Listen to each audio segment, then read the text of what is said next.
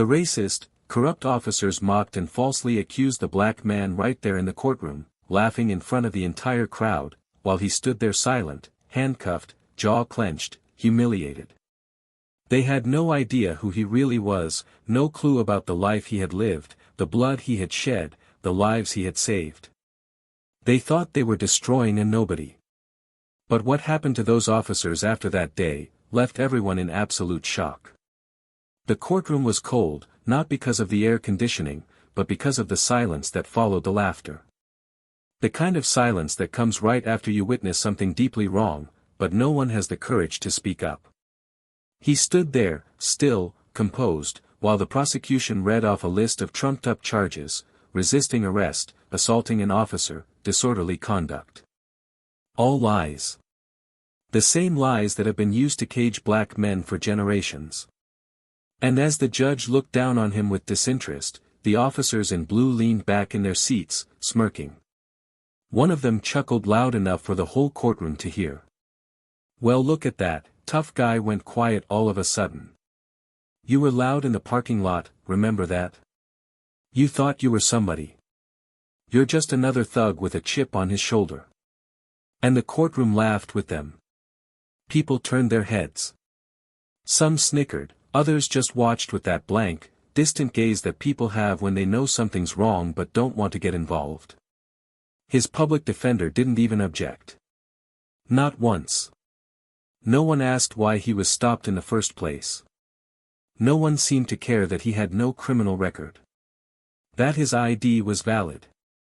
That the reason he was arrested was because a white woman called the cops claiming he looked suspicious walking into a building he owned. He had just parked his car in a quiet, suburban neighborhood after a long trip back home. Wearing boots, carrying a duffel bag, walking toward his own front door. That was enough.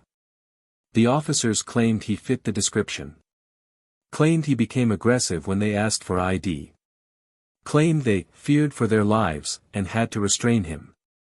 They tackled him to the ground on his own lawn, in front of his neighbors, twisted his arm until something snapped, shoved a knee into his back while screaming at him to stop resisting.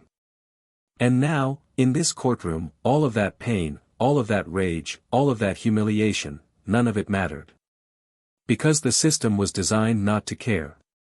But what the officers didn't know, what the judge didn't know, what no one in that courtroom knew, is that the man they were mocking had spent over a decade in the most elite combat unit in the United States military. He had trained in silence, suffered in silence, survived the darkest missions behind enemy lines. A Navy SEAL, with scars that no one saw and memories that still haunted his nights. He had medals locked in a case somewhere, collecting dust. Because none of that mattered now. All they saw was his skin. All they saw was a stereotype they were too proud to question. They didn't know that he had once led a rescue operation that saved the lives of foreign diplomats during a hostage crisis overseas. That he had been honored in private briefings by high-ranking officials whose names were classified. That he had buried teammates in silence and held their families while telling them that they were heroes. They didn't know the man they had humiliated had once stood face to face with death, and walked out stronger. In that courtroom, his silence wasn't weakness. It was restraint. Because if there was one thing he learned from years of combat, it was patience. And timing. You could see it in his eyes as he stood there, he was watching everything. Not broken. Not defeated. Just waiting. Watching the officers. Watching the judge. Watching every detail, every smirk, every lie, every look of arrogance. He knew that pride comes before the fall. And they were all too proud to see what was coming. And it was coming. You see, they thought they were dealing with someone who had no power. No influence. No voice. But they underestimated what silence can do. Because silence watches. Silence learns. And silence moves when the time is right. What happens next is not just revenge.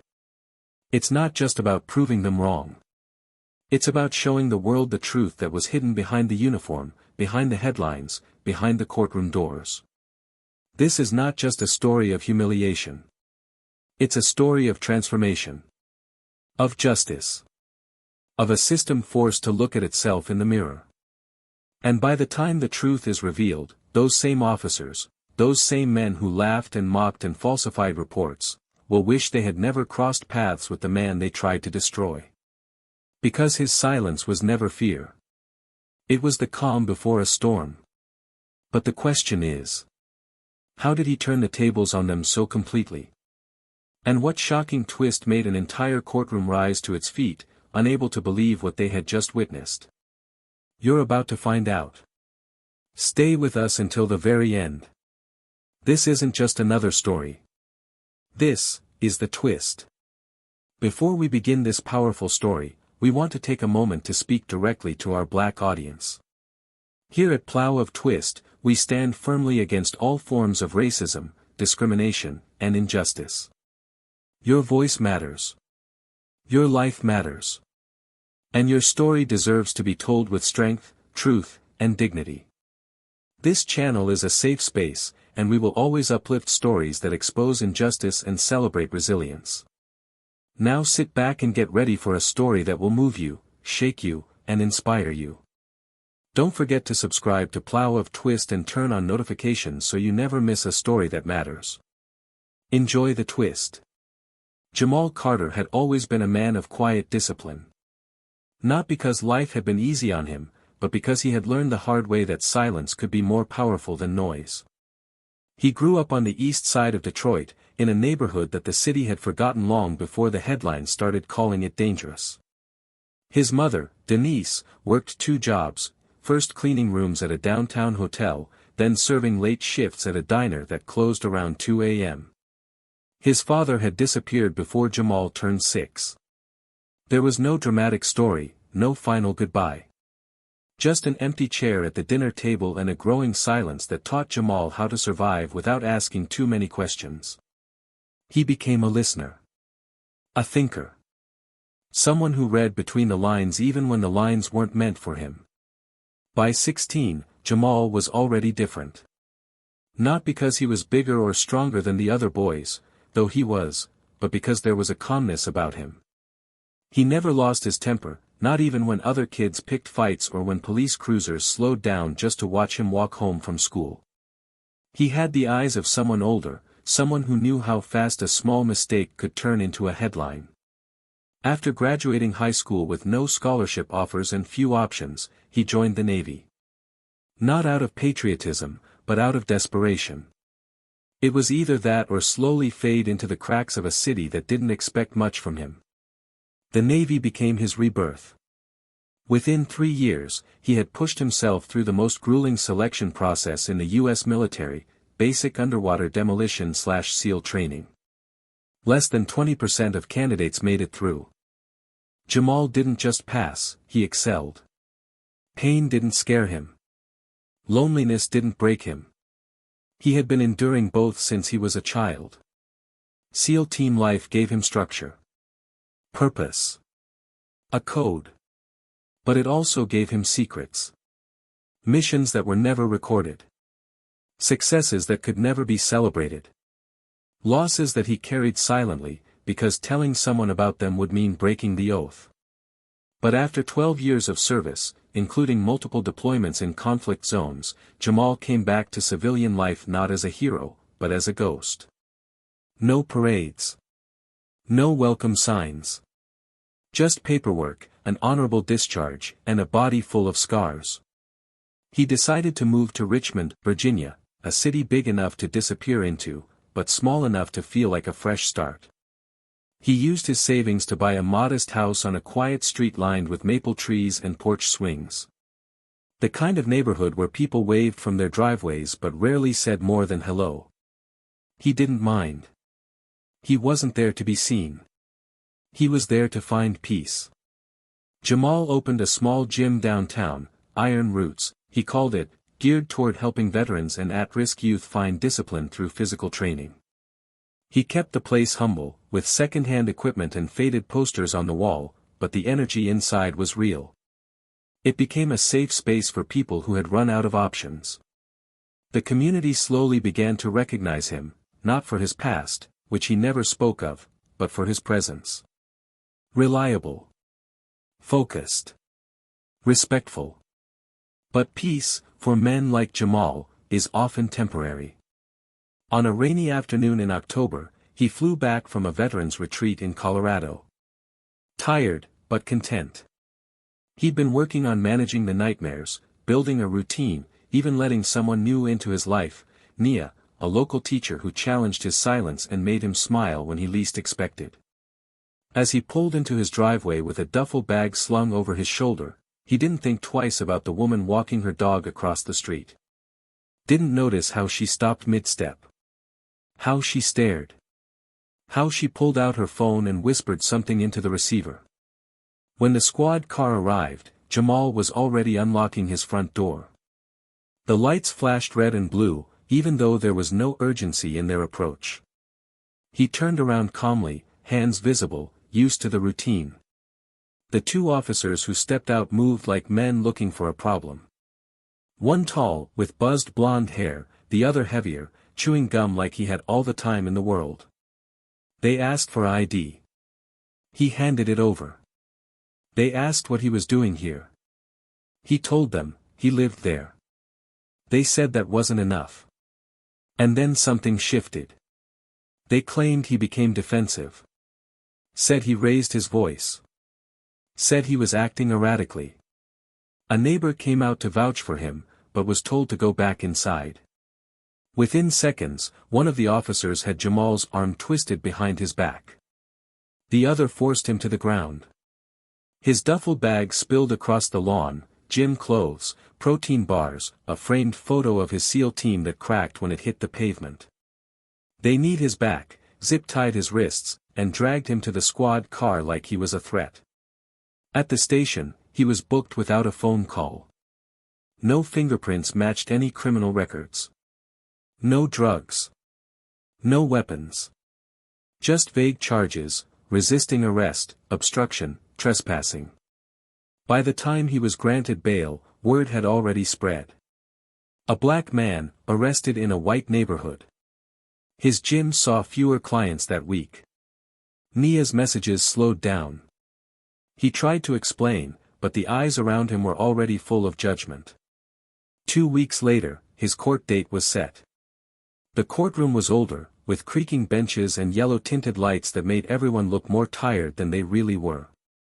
The judge, Harold Pritchard, had a reputation for being tough on crime, especially when the defendant didn't look like him. The prosecution was a young, smug assistant DA named Whitman, eager to make a name for himself.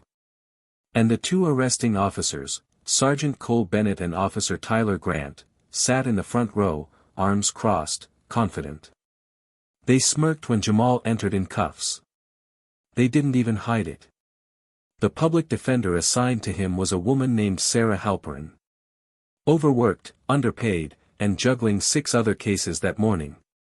She met Jamal 10 minutes before the hearing started. Told him they'd work something out. But there was no deal. No camera footage provided. No witnesses called. And then came the laughter. As the prosecution laid out the charges, referencing belligerent behavior, non-compliance, and suspicious conduct, Officer Grant leaned toward his partner and muttered, "Bet he thought all those muscles would keep him out of jail." Cole Bennett chuckled. The judge didn't react. No one objected. Jamal sat still. Not out of defeat. But out of calculation. In that moment, something shifted, not in the room, but inside him. Not anger. Not despair. Something deeper. A realization that everything he had done, the wars he had fought, the sacrifices he had made, they meant nothing here. Not to these people. Not in this courtroom. To them, he was just another profile. Another mugshot. Another case number. But what they didn't know is that Jamal Carter wasn't a man who broke easily. And while they were busy laughing, he was planning. Because the truth was bigger than the arrest. Bigger than the courtroom. It went back years. twisted into a pattern of abuse and corruption that these officers had mastered. Jamal wasn't just fighting for himself now, he was becoming the tipping point. And soon, that courtroom would learn just how wrong they were. The question is, when everything you've built is taken from you with a lie, how far would you go to get justice? Because Jamal Carter is about to answer that question. The night before his second court hearing, Jamal couldn't sleep. Not because he was afraid, but because everything was too clear in his mind. Every moment since that rainy afternoon kept playing on loop, not just the physical assault, not just the arrest, but the silence. The silence of the neighbors. The silence of the justice system. The silence of people he once thought knew him. His gym was nearly empty now. The news hadn't covered his arrest, but rumors had spread like gasoline. Some of his clients didn't ask questions, they just stopped showing up. A few texted him saying they needed time to think, that they were confused, that they couldn't be sure what really happened. Nia had called, once. Left a message that started soft and ended cold. "I don't know what to believe anymore," she had said. He didn't call back. In the morning, he stood in front of the mirror in his bedroom, tying his tie slowly. The bruises on his ribs had faded, but something inside him felt sharper than ever. There was no more doubt. No more hesitation. He wasn't going to rely on anyone else to fight for him. He knew that fighting with fists would only make them win again. So he chose the only weapon that had ever truly made a difference in his life: precision. He walked into the courtroom differently this time. Shoulders back, eyes steady, each step deliberate. The crowd was smaller than before, but the energy was heavier. Officer Cole Bennett and Officer Tyler Grant were already seated, whispering to each other with that same smug confidence, like they were catching up over lunch. Assistant D.A. Whitman shuffled his papers and barely looked up when Jamal entered. Judge Pritchard wore the same worn expression as before, like justice was more of a routine than a responsibility. Sarah, his public defender, met him at the bench with tired eyes and a soft apology. "They've refused the motion for dismissal. The judge is pushing for a plea." "I tried," she whispered, but he gently raised a hand to stop her. "I'll speak today," Jamal said simply. Her eyes widened slightly. "They won't let you testify. This isn't a trial yet. It's a procedural hearing." "They'll hear me," he replied. She hesitated, then nodded. The judge called the session to order, and the prosecution began restating their case, same phrases, same rehearsed language. Uncooperative behavior, erratic conduct, officer safety. But this time, when Whitman paused to take a sip of water, Jamal stood up before the judge asked him to. A quiet gasp moved through the room. "Mr. Carter," Judge Pritchard warned, tapping the bench, "you'll sit down or be held in contempt." "I understand, Your Honor," Jamal said, voice calm, respectful. "But I need to speak. Just for 2 minutes. That's all I ask." The judge squinted, clearly annoyed. "This is not a trial. There will be no testimony today." Jamal didn't raise his voice. "Then consider it a statement." "Not for you. For the record." The judge stared at him for a long second. Then, with a sigh, he waved a hand. 1 minute. Jamal took one step forward. Then another. He didn't look at the judge, or the attorneys. He turned and looked directly at the officers. "You say I was aggressive. That I escalated. That I was dangerous. But you never say why you stopped me. You never say what made you approach me. You never say what made you assume I didn't belong. You never asked who I was. You just decided." His voice was even. Controlled. But behind every word, there was fire. You didn't see a person. You saw a threat. You didn't ask questions. You made a judgment. And then you made it law. Cole leaned back in his chair, arms crossed, a smirk playing on his lips. "You dragged me down in front of my own home, my own neighbors, and you laughed while you did it. You laughed again in this courtroom, because you think people like me don't fight back. You think all we have is anger. But some of us, we have memory. And patience.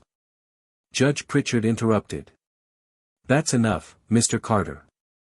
Jamal nodded once, respectfully, then stepped back and sat down. The silence that followed lingered a little longer than usual. Even Sarah didn't say anything. Whitman cleared his throat and tried to return to his papers, but something had changed. It was subtle. Invisible, almost. But Jamal felt it. The first crack. Over the next few days, he worked quietly. He spent his nights combing through public databases, old court transcripts, complaint records, arrest logs. He made phone calls to people he hadn't spoken to in years. Former veterans who now worked in intelligence. Friends who knew how to find things online that weren't meant to be found. He didn't just want to clear his name. He wanted to understand how this system had swallowed so many men like him without consequence. And soon, the pieces started falling into place. There were patterns. Names that kept repeating in excessive force complaints, Bennett and Grant among them. Cases that had mysteriously disappeared. Body cam footage that went missing or malfunctioned. Jamal wasn't the first. Not even close. But he could be the last. He met with a woman named Jordan Reeves, a local investigative journalist who had been trying to uncover systemic abuse in the Richmond Police Department for years but lacked hard evidence. Jamal gave her what he had. Names. Dates. Files. Patterns. And one name that caught her attention more than the rest, Detective Morgan Leeds, an internal affairs officer who had allegedly destroyed multiple reports implicating officers in misconduct. Jordan started digging deeper. And what she found shocked even her. Jamal never appeared on camera. He asked Jordan not to use his name yet. But the articles started appearing, anonymized stories of abuse, of cover-ups, of systemic failures. And suddenly, pressure began to build. The local news picked it up. The mayor issued a brief statement promising to review all allegations. And behind closed doors, tensions began to rise. Back in court, something had shifted. The judge no longer looked bored. Whitman had started avoiding eye contact. Sarah seemed more alert, more invested. And the officers? They were still confident. But something about their posture had changed. Like they could feel something tightening, slowly, invisibly. Outside the courthouse, protesters started gathering. Not in huge numbers, but enough to be noticed. Signs demanding justice. Faces watching. Phones recording. On the third hearing, Jamal walked into the courtroom with a small folder in his hand. Inside were documents, internal memos, redacted complaints, evidence he wasn't supposed to have. He placed it gently on Sarah's table without a word. She opened it and froze. "What is this?" she whispered, eyes wide. "Proof," he said simply. Her hands trembled slightly as she stood. "Your Honor, I would like to request a dismissal of all charges based on new evidence of police misconduct relevant to this case." Whitman immediately objected. "This is highly irregular." Judge Pritchard raised a hand. "Approach the bench." As the lawyers walked up, Jamal leaned back in his seat and looked straight ahead. The pressure in the room was growing. Every second felt longer than the last. The judge scanned the documents. His eyes narrowed. Then he looked at Whitman, and for the first time, doubt crept into his voice. "Where did this come from?" Sarah replied, steady now. "From someone who knows the difference between silence and submission." The judge didn't say anything for a long time. And that was when Cole Bennett's phone buzzed. Just once. A short vibration. He looked down, expecting a message from his partner or a routine update. But when he read it, his face lost all expression. Jamal noticed. And for the first time, he smiled. Because whatever was on that phone had changed everything. The question wasn't if the truth would come out anymore.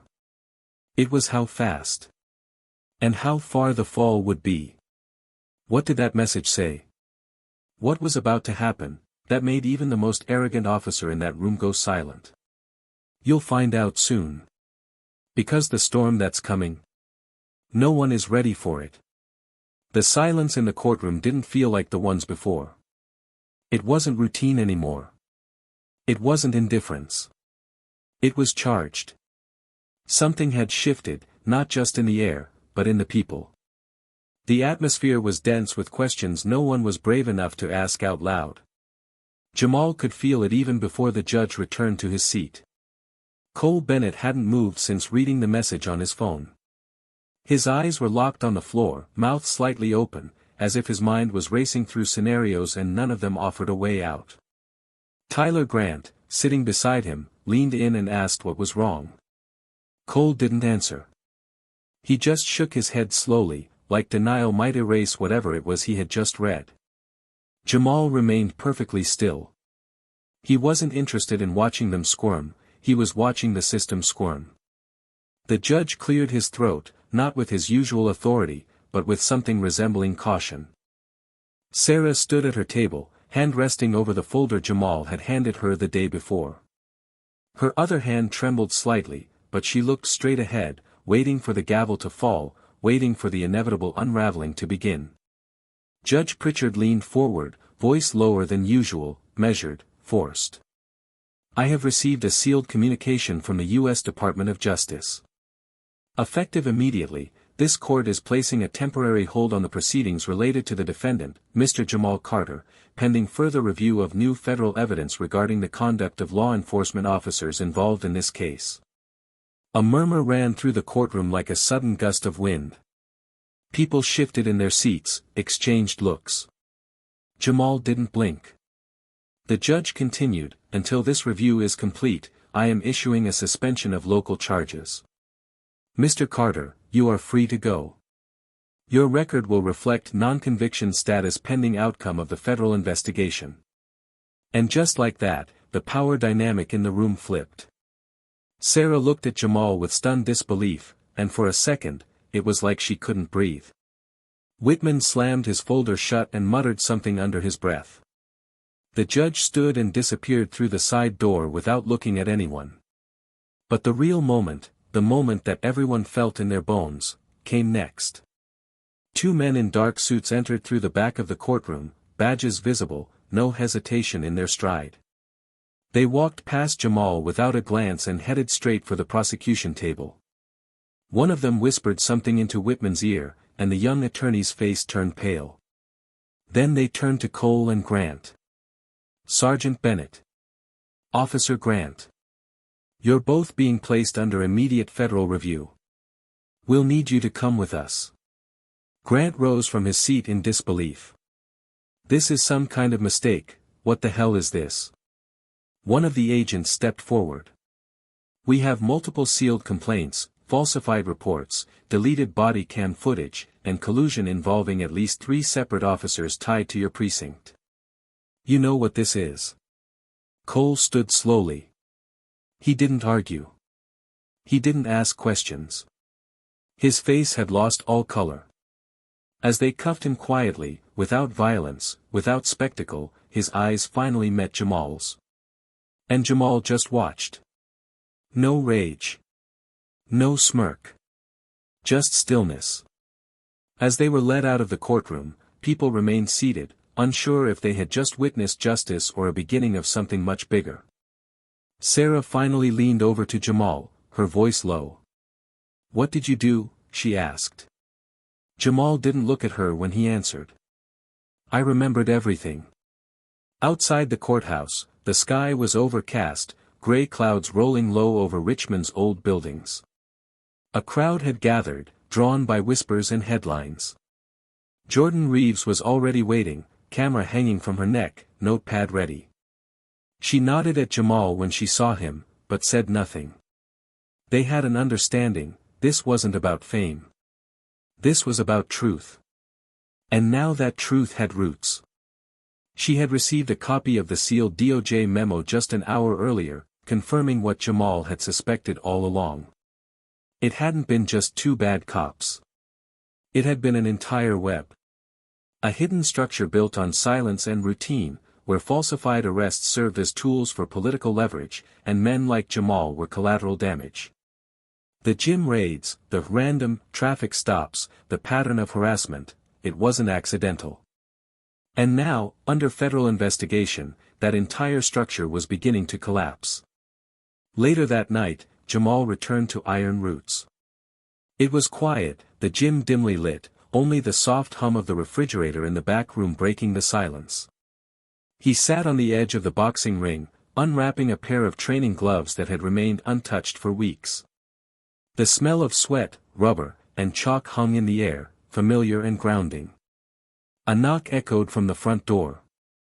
It was Nia. She stood there, hesitant, eyes swollen but steady. Jamal unlocked the door without saying a word. She stepped inside, looked around, and then looked at him. Her voice cracked slightly. "I read everything, about what happened. About what you've been doing." He nodded once. "Yeah." She took a step closer. "I should have called. I should have known." He exhaled, shoulders loosening for the first time all day. "You believed what you saw. I don't blame you for that. That's how they designed it." Tears welled in her eyes. "But I do. I should have seen you." He didn't respond right away. He let the silence speak for them. She walked over, sat beside him on the ring. For a long time, neither of them said a word. Finally, she asked, "Is it over?" And Jamal, without looking away, answered, "No. It's just starting." Because behind that DOJ investigation were more names. More victims. More lives torn apart by the same machine that tried to erase his.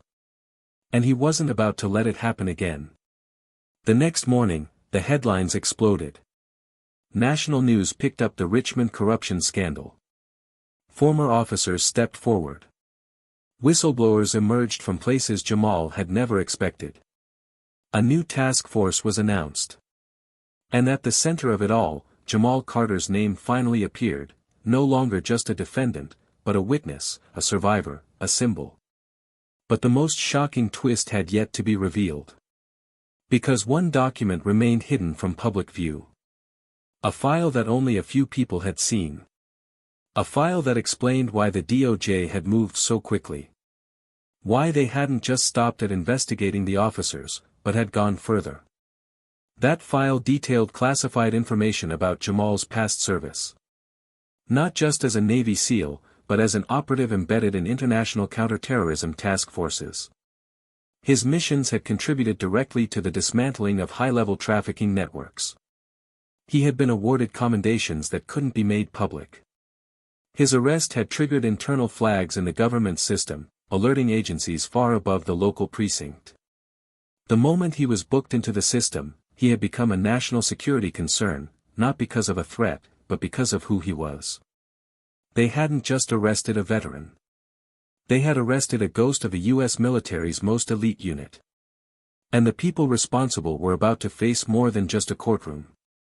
They were about to face accountability on a level they never imagined.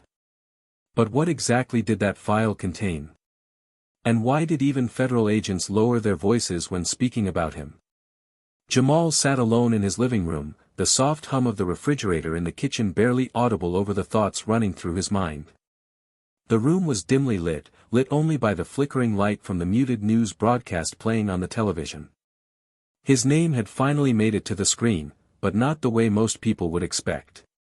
He wasn't described as a suspect anymore. Not a criminal. Not a threat. The headline read, "Decorated Navy SEAL wrongfully arrested sparks federal investigation into police corruption." But the weight of vindication felt heavier than he thought it would. It wasn't relief that filled him, it was the sheer depth of what had been uncovered. Because what was coming next had little to do with clearing his name. That part was done. Now it was about facing everything that had been buried, by the city, by the courts, by himself. The knock on the door wasn't loud, but it was deliberate. Not rushed. Not hesitant. Jamal stood and approached the door with cautious instinct. He didn't ask who it was. He just opened it.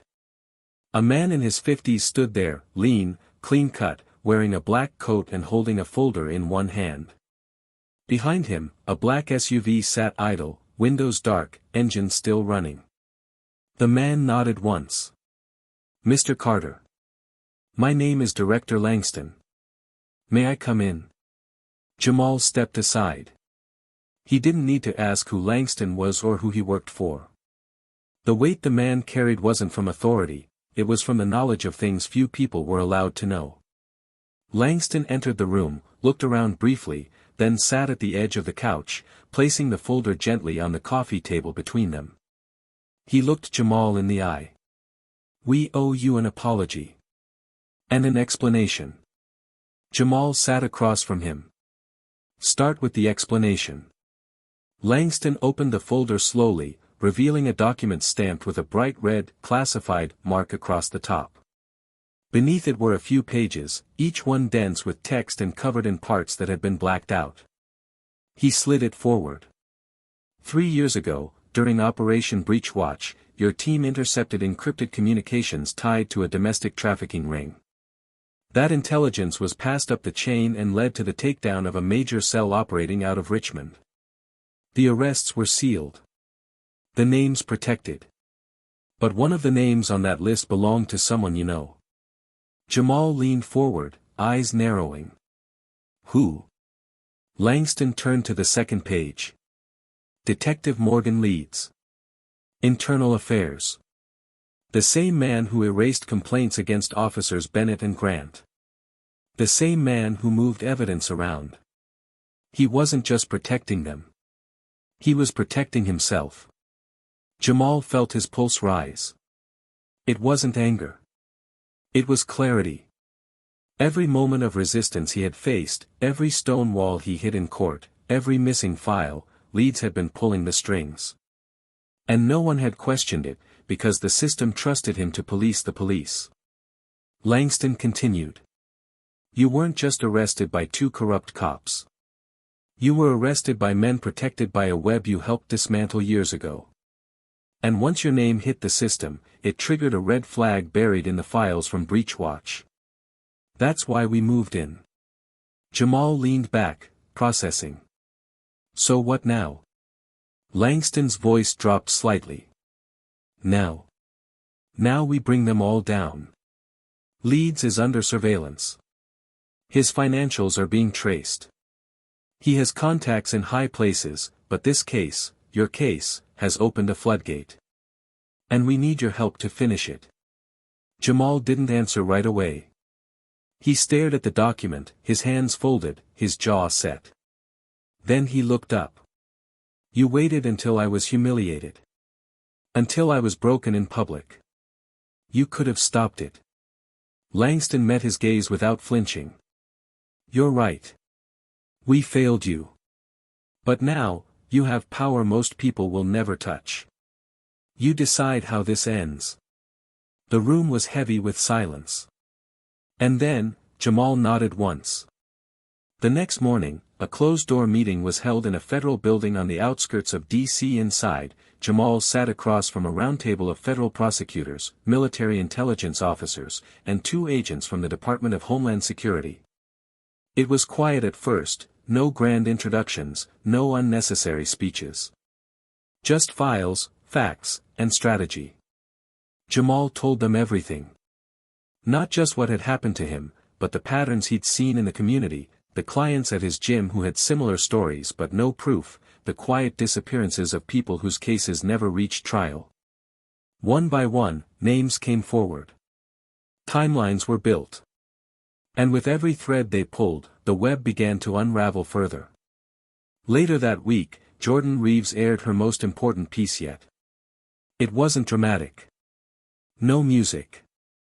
No sensationalism. Just facts, interviews, timelines, and voices. Faces of people who had been silenced, now finally speaking.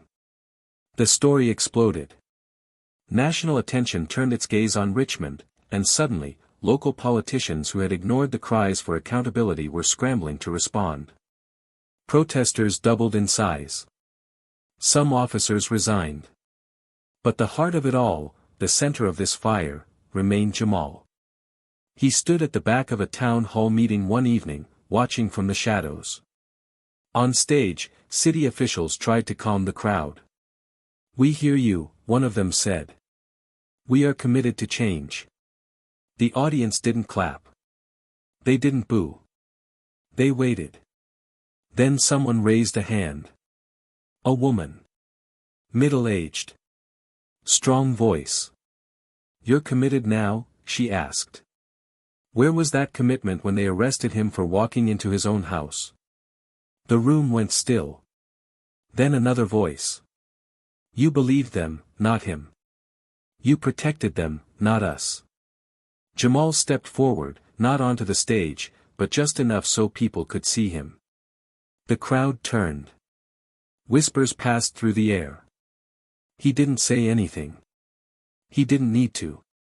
His presence was louder than any speech. Outside, under the night sky, Sarah approached him. She looked different now, more confident, less guarded. She had been offered a new position on a civilian review board forming to monitor police conduct. She credited Jamal for that. But he didn't want credit. "You know," she said, "I think they expected you to burn out. To get tired. To just disappear." He glanced at her. "They always do." A pause passed between them. "They were wrong," she added. Jamal looked out at the city lights in the distance, the glow of street lamps and sirens echoing somewhere far away. "It's not about proving them wrong," he said. "It's about proving us right." And she understood exactly what he meant. Back home that night, Jamal received a message on his phone. It was from Langston. One line. Leads flipped. "He's giving us everything." Jamal stared at the screen for a long time. A part of him felt satisfaction. But it wasn't joy. It was a deeper resolve. Because now it was no longer just about him. It was about every name in those files. Every kid they'd locked up. Every life they'd tried to erase. The next day, he stood at the gates of Iron Roots. The gym had reopened. People were returning. Veterans. Youth. Mothers. Teachers. Nia was there too, helping organize supplies for a community workshop. She smiled when she saw him, and this time, it wasn't with uncertainty. It was with belief. And Jamal smiled back, not because it was over, but because he had just reclaimed what they tried to take. But even as the community started healing, one question lingered: what will happen when those who once held power now stand exposed before the people they once silenced? Because that reckoning is still unfolding. Jamal stood at the edge of a city that no longer looked the same to him. The skyline hadn't changed, the roads were still cracked, and the courthouse still cast its long shadow at noon, but something beneath the surface had shifted. The people walked a little slower, heads turned more often, conversations whispered louder. There was a tension in the air that wasn't panic, but reflection. Jamal could feel it in every handshake, every nod from a stranger on the sidewalk. Richmond wasn't healed, not even close, but it was finally looking at itself, and that was more dangerous than any protest sign or press conference. Because once people saw the cracks, they couldn't pretend they weren't there.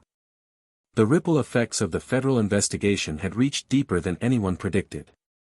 As the names came out, judges, detectives, administrative staff, it became painfully clear that what had happened to Jamal wasn't an isolated incident. It was a design.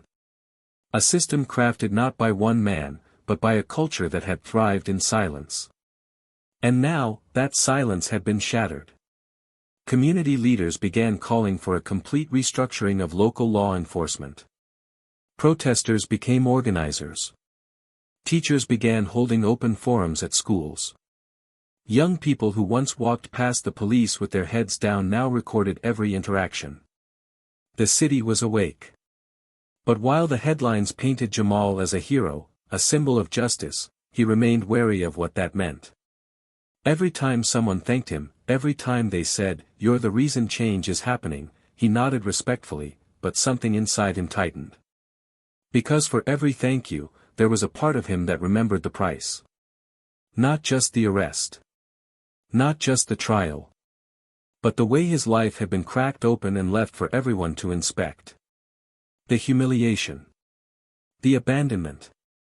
The moments when he sat alone in the dark, wondering if it was even worth fighting back. Being called a hero didn't erase that. It never could. Still, he knew the weight he now carried. And with that came decisions he never imagined he'd have to make. Langston had returned with a new offer, one that came from higher than federal courtrooms or DOJ offices. A special position. A role as a civilian liaison embedded within an oversight division overseeing national law enforcement reform. It was real power. Not the kind that screamed from podiums, but the kind that rewrote policy, redirected funding, trained new generations of officers. Jamal read the offer 3 times. It was clean. Respectful. Promising. But it came with a cost. He would have to leave Richmond. Step out of his community. Leave iron roots behind. Hand over the gym to someone else. And most importantly, he would have to once again step into a world of bureaucracy and political compromise. The same world that let all of this happen in the first place. He sat with Nia late one night, the letter in his lap, her eyes quietly searching his. She didn't push him, didn't try to sway him. She simply asked, "Do you think you can change them from the inside?" Jamal stared at the floor for a long moment. "I don't know," he whispered. "But I know I can't change them from here." That was the dilemma now. Justice had been served, but only in part. Those who were exposed were being processed through the very same justice system they corrupted. Some were resigning. Some were offering plea deals. Some were vanishing quietly. But the system remained intact, only dented. If he left, he could influence national reform. If he stayed, he could rebuild trust where it mattered most. Both paths carried weight. Both paths meant sacrifice.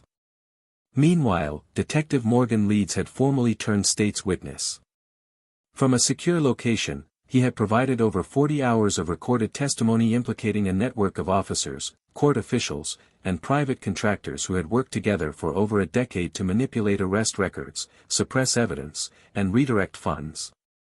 Leeds wasn't confessing out of guilt. He was doing it to survive. According to Langston, threats had already been made against him and his family. Jamal asked if they were credible. Langston didn't answer directly, he just said Leeds wouldn't be seen in public again. This revelation disturbed Jamal more than he expected. Not because he cared about Leeds' safety, but because it reminded him of how deep this ran. People had built careers on injustice. Paid mortgages with hush money. Sent innocent men to prison to fill quotas. And now that the machine was being dismantled, its architects were scrambling, not with guilt, but with fear of exposure. The moral rot hadn't left. It had simply lost its mask. A few days later, Jamal returned to Iron Roots to find Malik, a 17-year-old kid who had trained under him for 2 years, waiting at the front door. He stood with his fists clenched, eyes wild with something Jamal hadn't seen in him before. "They tried to stop me last night," Malik said, voice shaking. "Cops. Said I fit the description." Again. Jamal didn't ask where. He didn't ask what happened next. He just motioned Malik inside. They sat on the edge of the ring where Jamal had once watched over a broken gym and a broken city. "You think this place matters?" Malik asked. "You think any of this matters?" Jamal looked at him, and for the first time in weeks, he didn't offer calm. He didn't offer a lesson. He just said the truth. "I don't know, man. Some days it doesn't feel like it. Some days it feels like we're just screaming into a storm. Malik stared at the floor, his chest rising and falling. So what do we do? Jamal paused, then answered. We stay loud. That was the real battle now. Staying loud. Not letting the system return to its old rhythm. Not letting people forget. And in that, Jamal began to find clarity. It wasn't about choosing between Richmond and Washington. It wasn't about where he could be most effective. It was about who he wanted to be when the noise quieted. Because he wasn't just a veteran. He wasn't just a victim of injustice. He was a survivor of systems designed to break men like him. And if he could carry that truth into rooms that had never heard it before, then maybe, just maybe, change wouldn't be a slogan anymore. It would be a strategy. But there was one more decision to make. One more step before anything else. He had requested a final meeting with Bennett and Grant, one last conversation before their sentencing hearings. The federal agents had been hesitant at first, but Jamal insisted. He didn't want revenge. He wanted understanding. The meeting took place in a small room at the detention center. Jamal entered alone. No guards inside. Just the two men who had once dragged him across his own front lawn. Bennett sat stiff, jaw clenched. Grant looked smaller now, his confidence stripped away, hands fidgeting in his lap. Jamal sat across from them, leaning forward. You know why I'm here? Neither answered. I'm not here to gloat. I'm not here to ask for an apology. I'm here because I need to understand something. He paused. When you looked at me that day, what did you see? Bennett stared back, jaw tightening. I saw a threat. Jamal nodded slowly. Not a man. Not a neighbor. Just a threat. Grant spoke next. It's not personal. It's just how we were trained. Jamal let the silence stretch, let the weight of their words hang between them. Then he stood. That's the problem. You're trained to see war where there's only people. He turned to leave. Bennett called out softly, almost like he didn't mean to. I never thought you'd make it out. Jamal stopped at the door, not turning around. I was never in, he said. I was always outside. I just walked through the fire and made you see it. He walked out, not because it was finished, but because it was time for the next fight. One that would require more than strength. It would require memory. Voice. And something even more dangerous than truth. Hope. Rain tapped softly against the window of Jamal's kitchen, each drop a quiet metronome to the thoughts circling his mind. He sat at the table, fingers interlocked, staring at nothing in particular while the world outside carried on, unaware of the war still unraveling in his chest. The city was quieter now, almost too quiet, like it was holding its breath. The protests had simmered into petitions, the marches had evolved into meetings, and the stories that once filled every headline were now buried beneath newer crises. But for Jamal, nothing had returned to normal. Because there was no normal to return to, not when you had seen how deep the rot went, not when you had felt the hand of the system press down on your neck with a smile. He had walked through the storm, but the rain hadn't stopped. It had only changed direction. Across from him sat Nia, her eyes following his face more than his words, trying to read the weight behind his silence. She had been there in every way he hadn't dared to ask for. She listened when he didn't speak, stood beside him when he didn't know if he could take another step, and yet even now, with the city watching him as a symbol of resilience, she could see something he hadn't admitted even to himself: he was tired.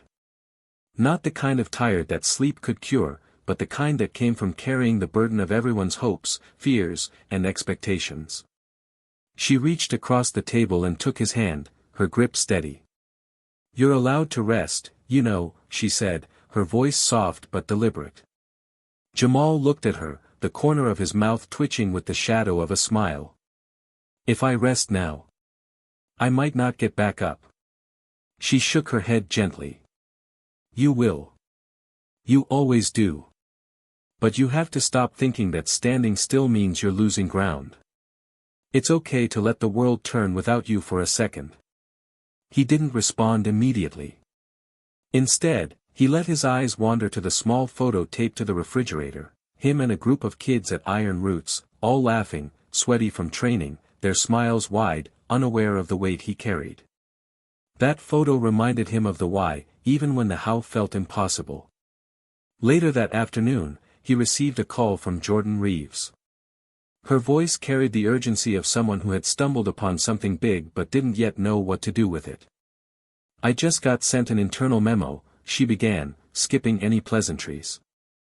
"Leeds didn't give everything. There's more. Someone's been funding these operations, off-the-books money, untraceable routes. Private donors tied to political campaigns, real estate deals, private prisons. Jamal, it goes beyond Richmond." He closed his eyes, jaw tightening. "How far?" D.C., Florida, even California. They were feeding the system, and Richmond was just one of the trial cities. "Your case, it wasn't just a mistake. It was a test." For a long time, neither of them said anything. The silence crackled between them like static. "I need to see it," he said finally. "All of it." They met that evening in a quiet office space downtown, one Jordan had been borrowing from a local nonprofit since her work had made her too visible for comfort. She spread out the documents on a long wooden table, each one more damning than the last: offshore accounts, falsified grant applications, whistleblower statements. As Jamal sifted through them, his hands trembled, not from fear, but from the sheer scale of what he was holding. He had thought the courtroom was the battlefield. He had been wrong. That had just been the opening shot. "I don't know what to do with this," Jordan admitted, her voice unusually vulnerable. "If I publish it all, they'll bury me. Maybe literally. If I don't, they'll keep going. And people will keep getting hurt." Jamal looked up at her, eyes sharp, steady. "Then we don't do it alone." The next morning, they arranged a private briefing with Langston. He didn't speak much as he reviewed the files, but his silence wasn't dismissive, it was calculating. When he finally spoke, it was with the calmness of someone who knew exactly how much danger they were now in. "This isn't just corruption. This is infrastructure. If we go public, we start a war." Jamal didn't flinch. "Then let's start it." Langston gave a slow nod. "I'll call in support. But this can't be done loud. Not yet. You'll need to keep your profile low. Let the DOJ do what it was built to do." Jamal narrowed his eyes. "It wasn't built to protect people like me. It was built to contain us." Langston's gaze didn't waver. "Then help rebuild it." It wasn't a command. It wasn't even a request. It was a challenge. Back in Richmond, Jamal returned to Iron Roots, but the air felt different. The gym had become more than just a place to train, it had become a sanctuary. Young people came not just to learn discipline, but to find refuge. Veterans came to remember they weren't forgotten. Parents came with questions, wanting to understand how to protect their kids in a world that no longer made sense. And Jamal felt it all pressing in. Every conversation was a thread pulling him deeper into a community that still bled silently. He sat with Malik again, this time in the back room where the walls were lined with old plaques and dusty trophies. Malik had been quieter lately, more distant. "You okay?" Jamal asked. Malik shrugged. "They're still out there. Not the ones you took down. The others. The ones that smile to your face and stab you in the back." Jamal leaned forward. "You thinking of doing something?" Malik hesitated, then nodded. "I got friends talking about taking it into their own hands. No more waiting. No more speeches. Just action."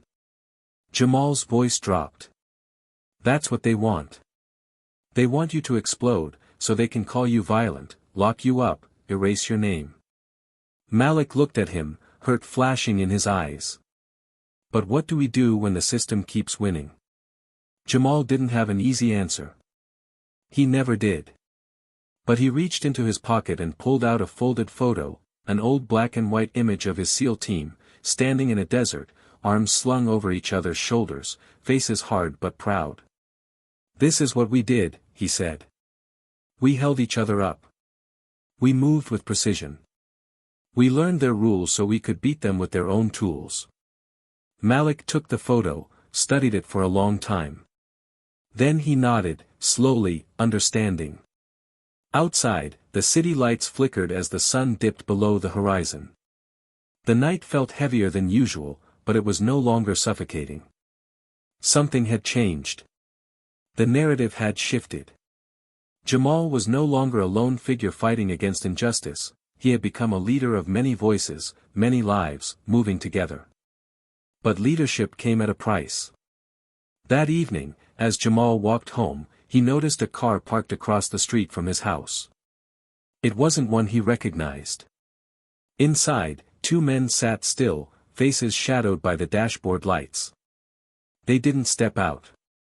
They didn't move. They just watched. He stood at the front steps of his house for a long moment, staring back, the weight of the documents, the conversations, the threats, all closing in. But he didn't look away. He opened the front door slowly and stepped inside. Because he knew now, this fight wouldn't end in courtrooms or headlines. It would end in the quiet moments where courage was tested, where hope was kept alive not by noise, but by resolve. And as long as he was breathing, the silence would never win again. The days that followed were the heaviest Jamal had ever lived through, not because of violence or bloodshed, not because of threats or bullets, but because of decisions. Every step he took now seemed to ripple beyond him. Every word he said in public was dissected, amplified, and debated. People saw in him something symbolic, something powerful, and yet, all he felt was the relentless weight of responsibility. His face had become part of a movement, his silence had become protest, and his presence alone stirred rooms in ways he never intended. But the fight was no longer about just what had been done to him. It was about the pattern that his experience represented. It was about everyone still stuck in the system, waiting for someone to remember their names. The car that had been parked outside his house returned again the next night. And the night after. Jamal didn't call Langston. He didn't call Jordan. He simply watched. The car never moved. No one stepped out. And when he stepped outside, it drove away with the same calm silence that haunted every part of this fight.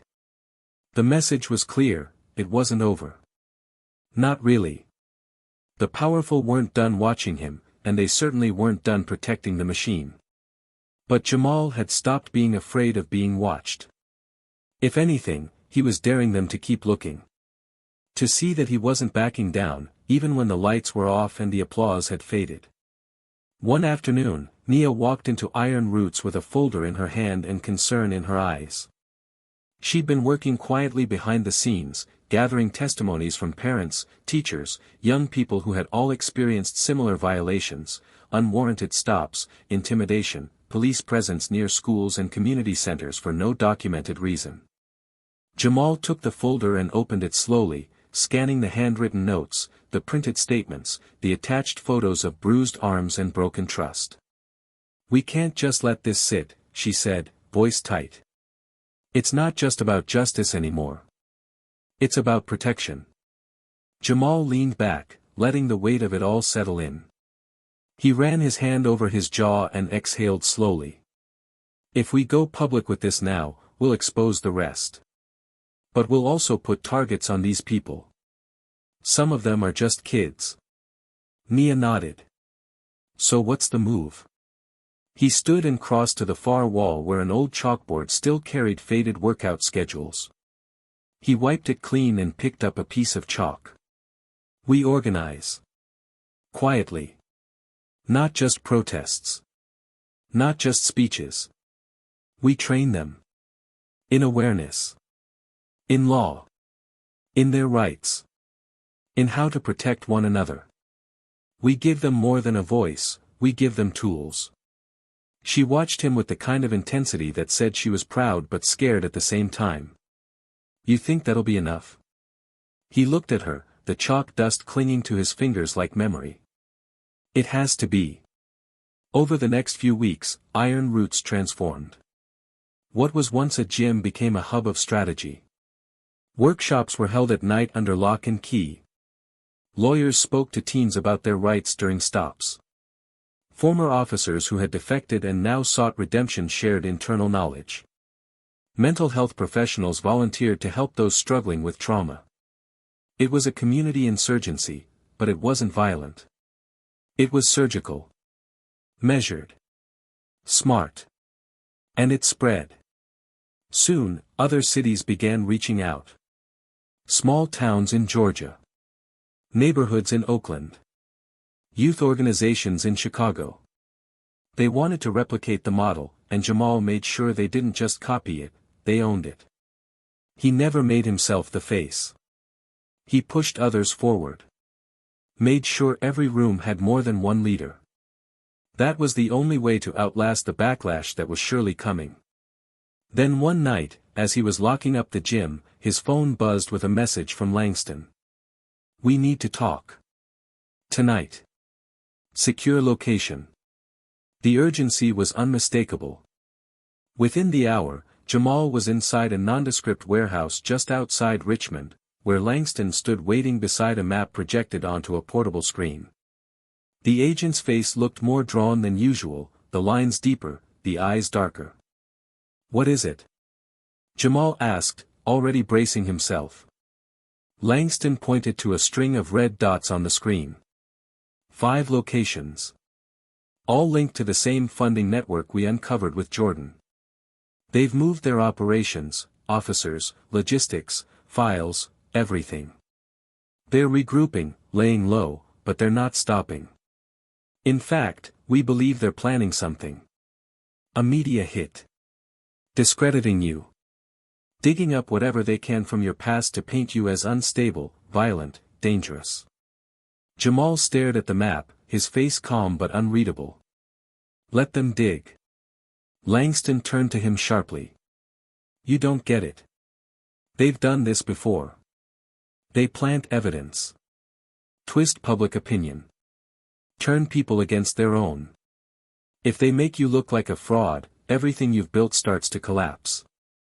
Jamal looked away from the screen, his voice low. Then it means I've built something worth destroying. There was a long silence between them. Then Langston stepped closer. We'll protect you as much as we can. But you need to start thinking about your legacy. If they take you down, what survives? That question haunted him as he drove back home. It echoed through the walls of Iron Roots as he walked through the quiet hallways, past the ring, past the chalkboard, past the memories. He didn't sleep that night. He sat in his living room watching old training footage, the kinds he used to show new members, drills, breathing techniques, grounding exercises. But now, all he saw was the faces. The fear turning to focus. The exhaustion transforming into power. The next day, he met with Malik again, this time not in the back room, but on the gym floor. Malik had grown in the past few months, not just taller or stronger, but sharper. He carried himself with the posture of someone who knew exactly who he was and what he stood for. Jamal handed him a sealed envelope. What's this? Malik asked. Contingency plans, Jamal replied. Contacts. Notes. Messages. If something happens to me, this keeps everything alive. Malik stared at the envelope, then looked up. You think it's coming to that? I think we have to be ready for anything. Malik didn't hesitate. He tucked the envelope into his jacket and nodded once. Then we're ready.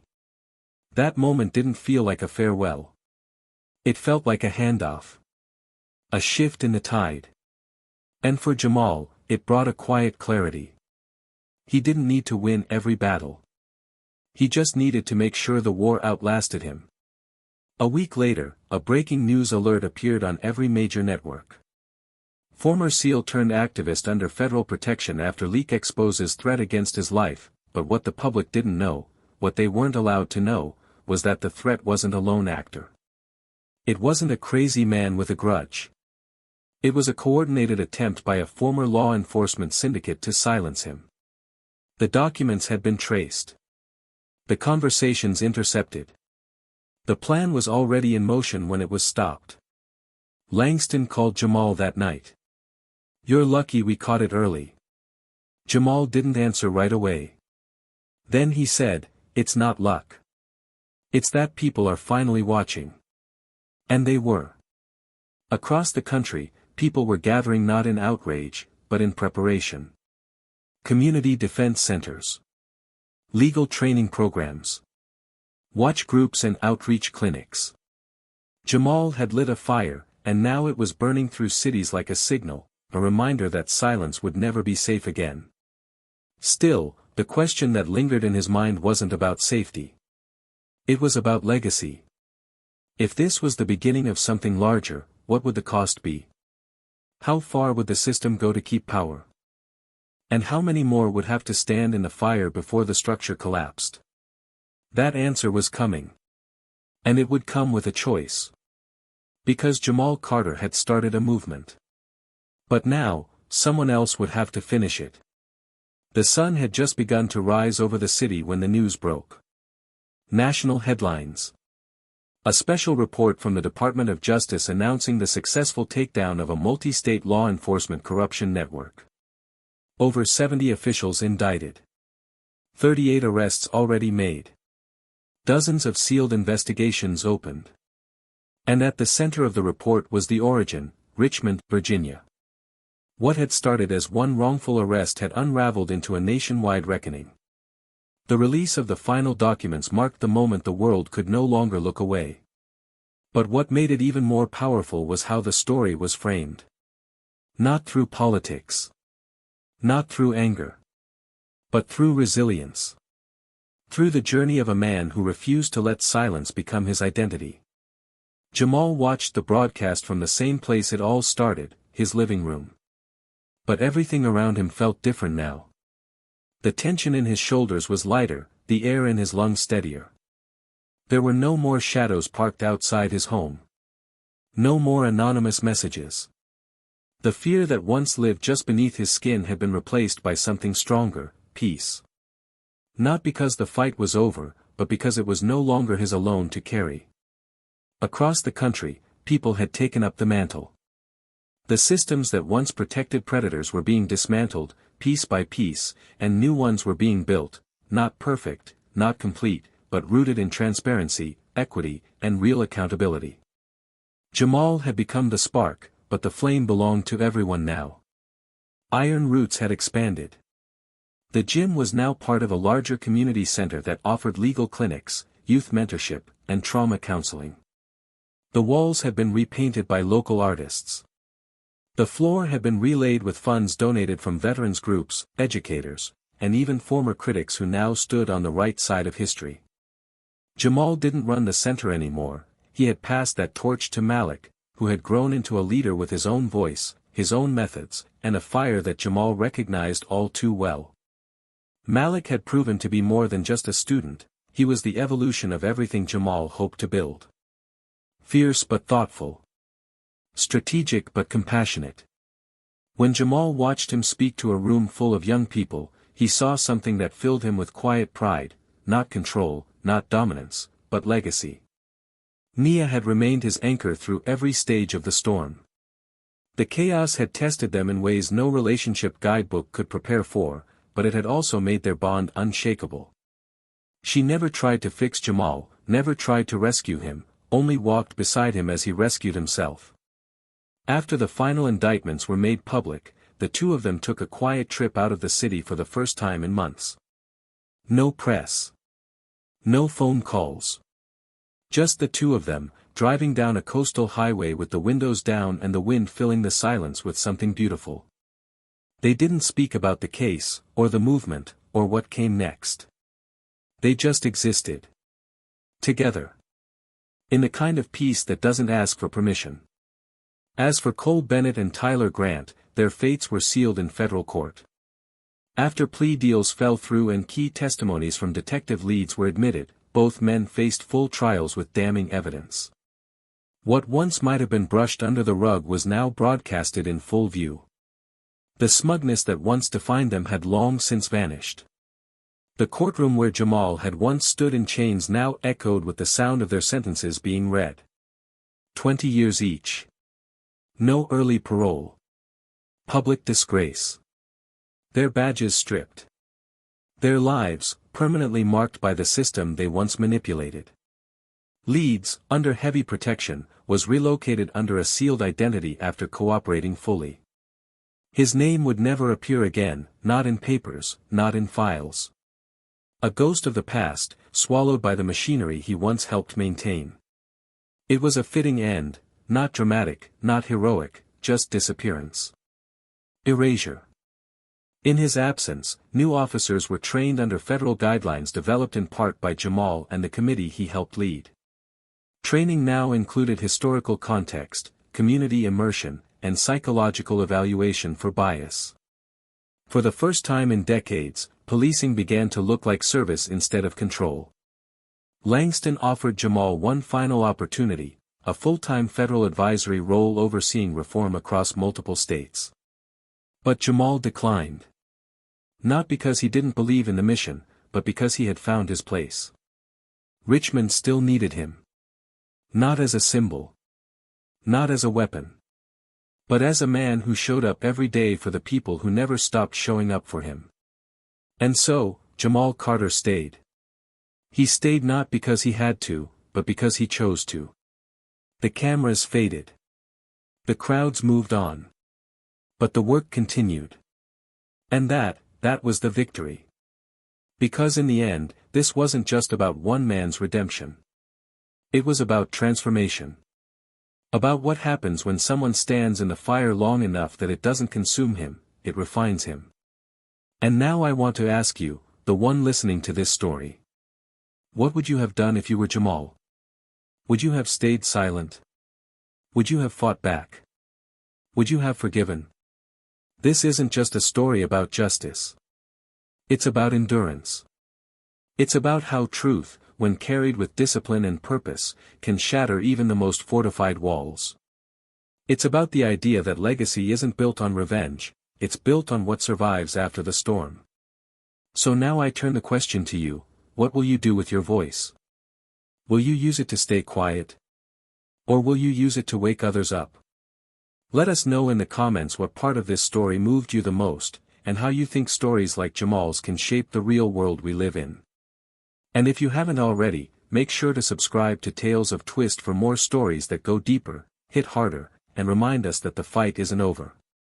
Until next time, stay awake. Stay brave. And stay loud.